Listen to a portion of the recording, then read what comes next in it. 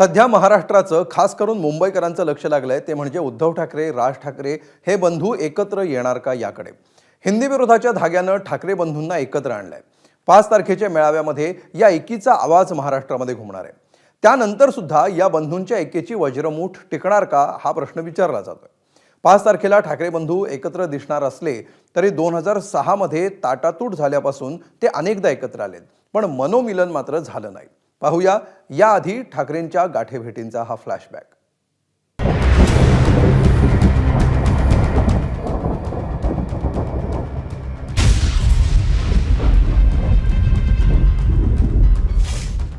मार्च 2006 शिवसेनेत दुजा भावाची वागणूक मिळत असल्याचा आरोप करत राज ठाकरेंनी पक्षाला जय महाराष्ट्र केला।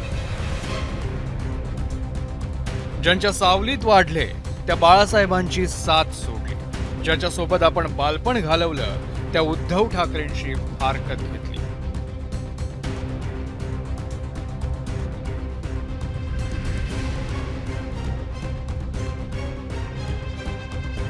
आता तब्बल 19 वर्षानंतर ठाकरे बंधू एकत्र येणार आहेत। हिंदीच्या मुद्द्यावरून ठाकरे बंधूंची शक्ती मुंबईतल्या रस्त्यावर दिसण्याआधीच फडणवीस सरकारनं त्यातली हवा काढून घेण्याचा प्रयत्न केला। तरीही ठाकरे बंधू 5 तारखेला एकत्र येणार आहेत, विजयी मेळाव्याच्या निमित्तानं। 5 तारखेच्या मेळाव्यानंतर राजकारणातही ठाकरे बंधू हातात हात घालून चालतील का या प्रश्नाचं उत्तर खरं तर आत्ताच देता येत नाही। पण 2006 नंतर एकमेकांशी राजकीय फारकत घेतल्यानंतर ठाकरे बंधू या ना त्या कारणाने एकत्र आलेले पाहायला मिळाले, कधी सार्वजनिक कार्यक्रमात तर कधी घरगुती समारंभात। 2006 मध्ये फूट पडल्यानंतर उद्धव ठाकरे आणि राज ठाकरे पहिल्यांदा एकत्र दिसले ते बाळासाहेबांचं निधन होण्याच्या काही महिने आधी। कारण होतं उद्धव ठाकरेंचं आजारपण। छातीत दुखत असल्यानं उद्धव ठाकरेंना लीलावती हॉस्पिटलमध्ये दाखल करण्यात आलं होतं। अलिबागमध्ये मनसेच्या कार्यक्रमासाठी गेलेल्या राज ठाकरेंच्या कानावर ही बातमी गेली आणि पक्षाचा कार्यक्रम अर्धवट सोडून राज ठाकरेंनी तातडीनं लीलावती हॉस्पिटलकडे धाव घेतली। त्यांच्यासोबत त्यांच्या पत्नी शर्मिला ठाकरे आणि आई सुद्धा होत्या। इतकंच नाही तर रुग्णालयातून डिस्चार्ज मिळाल्यानंतर राज ठाकरेंनी स्वतः कार चालवत उद्धव ठाकरेंना मातोश्रीवर नेलं। बाळासाहेब हयात असताना घडलेल्या या घटनेकडे दोघा भावांच्या राजकीय मनोमिलनाची नांदी म्हणून पाहिलं गेलं, पण तसं काही झालं नाही।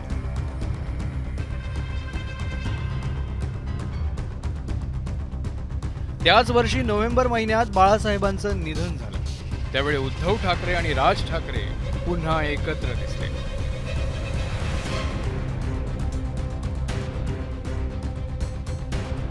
दोन 2014ची निवडणूक आली आणि गेली।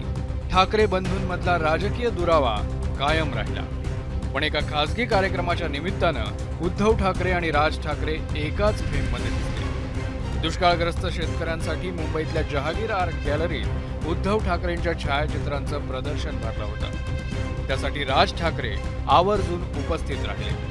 इतकंच नाही तर उद्धव हा उत्तम फोटोग्राफर आहे, त्याची कला मी लहानपणापासून पाहत आलोय असं कौतुकही त्यावेळी राज ठाकरेंनी केलं होतं।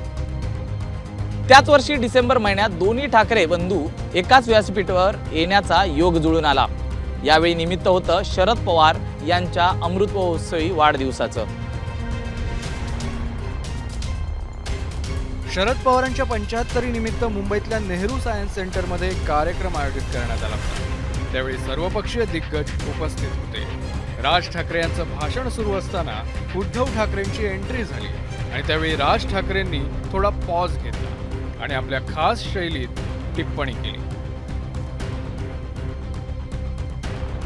राज ठाकरेंचा मुलगा अमित ठाकरे आणि मिताली बोरुडे यांचा मुंबईतल्या सेंट रेजिस हॉटेलमध्ये विवाह सोहळा पार पडला। ठाकरेंच्या नेक्स्ट जनरेशन मधला हा पहिलाच विवाह सोहळा होता।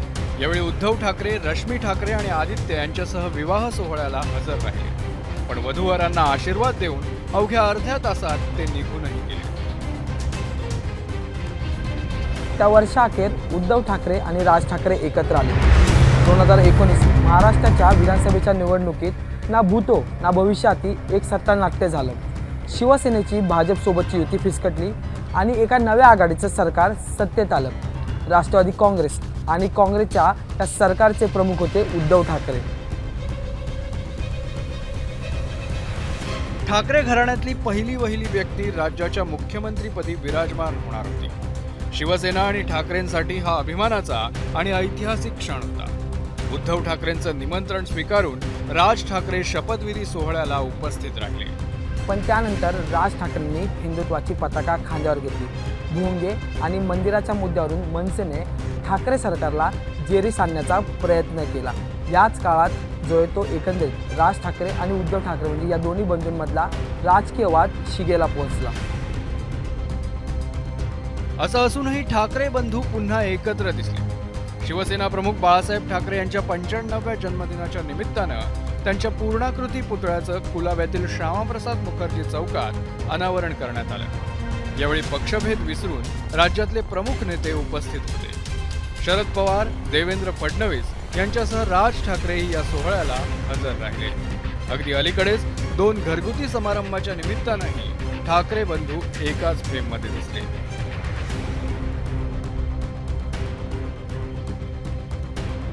राज ठाकरेंची बहीण जयवंती ठाकरे देशपांडे यांच्या मुलाचं लग्न दादरमधल्या राजे शिवाजी विद्यालयात पार पडलं. यावेळी संपूर्ण ठाकरे कुटुंब एकत्र आलं होतं. दोन्ही ठाकरे बंधूंनी एकमेकांच्या शेजारी उभं राहून वधूवरांना आशीर्वाद दिले.